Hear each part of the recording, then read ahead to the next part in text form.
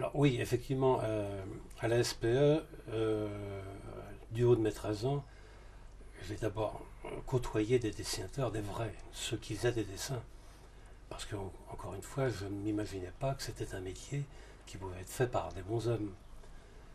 L'aura de Disney, pour moi, Disney était un dieu, c'était pas un être humain. Donc, je rencontrais des gens qui faisaient des petits dessins pour amuser les jeunes enfants comme moi.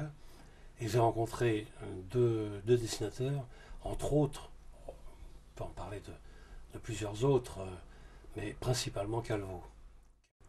Et, mais donc Calvo était certainement celui qui m'avait très influencé et qui plus est que j'ai rencontré souvent. Pour une raison très simple, c'est que comme tout bon dessinateur, il était toujours en retard dans ses livraisons et il demeurait porte de Montreuil. Porte de Montreuil, moi je demeurais rue de Montreuil, qui n'est pas la porte à côté. Mais dans l'esprit des gens, de mes employeurs, ils croyaient que je demeurais à côté de chez Calvo. Ils me disaient, tu vas passer chez Calvo pour aller chercher sa planche qui est en retard.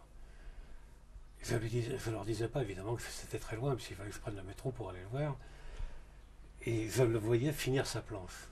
Et il m'acceptait à côté de lui, c'était un homme qui était généreux, qui était bon et généreux, qui était un grand gaillard, et qui avait accepté que ce petit bonhomme reste à côté de lui, de le voir travailler.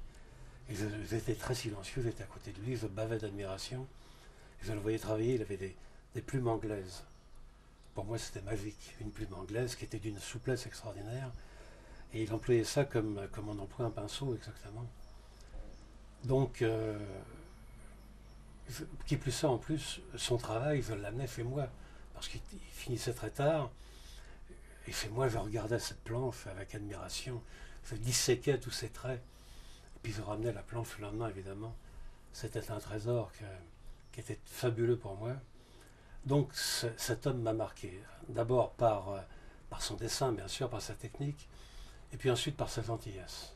Il avait une gentillesse, encore une fois, que j'ai rencontré dans peu de dessinateurs, chez peu de dessinateurs. C'était un homme d'ailleurs qui se mettait toujours en question, qui se remettait en question. Et je me souviens un jour, je l'avais rencontré beaucoup plus tard, et quand je parlais de lui auprès de jeunes dessinateurs, ils disaient, oh, tu connais Calvo? Pour eux aussi, c'était un personnage mythique. Et un jour, je le rencontre et je lui dis, vous savez, je parle souvent de vous, et les dessinateurs sont béats quand je leur parle de vous. Il me dit, tu crois, c'est vrai? Lui-même ne savait pas qu'il était déjà rentré dans l'histoire de la bande dessinée. Mais c'est tout à fait normal parce qu'on vit en vase clos, on est claustré chez soi, on est solitaire et on ne sait pas du tout ce que l'on représente à l'extérieur.